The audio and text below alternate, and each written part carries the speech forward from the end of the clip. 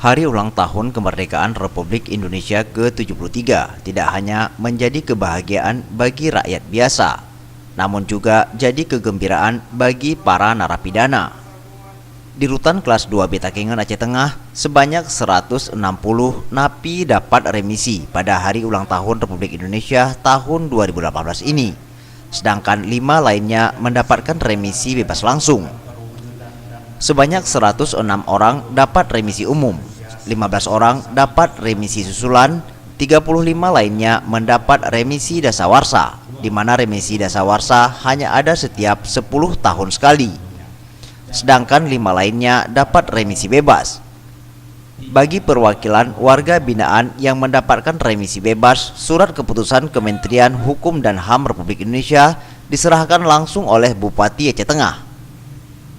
Upacara yang dilakukan di rutan kelas 2 Betakengon dipimpin oleh Bupati Aceh Tengah, Sabela Abu Bakar, yang bertindak sebagai inspektur upacara, serta membacakan langsung amanat dari Menteri Hukum dan Hak Asasi Manusia Republik Indonesia. Sejauh ini, rutan kelas 2 Betakengon Aceh Tengah masih mengalami over kapasitas hingga 400%, di mana rutan yang seharusnya diperuntukkan untuk 113 orang, namun berisi 513 orang. Dari 513 orang penghuni rutan ini terdiri dari laki-laki 485 orang dan wanita sebanyak 28 orang, di mana 135 orang lainnya adalah tahanan. Para penghuni rutan kelas 2 Betakengon rata-rata adalah terjerat kasus narkoba sebanyak 65%, sedangkan yang lainnya adalah pidana umum. Lebih banyak daripada kemarin. Tahun ini jumlah yang dapat remisi 160 narapidana.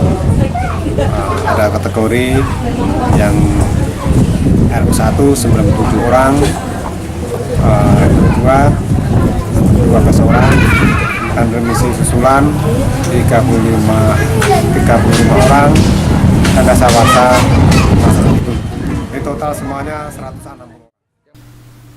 Berbeda dengan tahun lalu, tahun ini para pegawai rutan kelas 2 Betakengon mengenakan baju khusus, yaitu pakaian adat yang beragam pada HUT Kemerdekaan RI ke-73.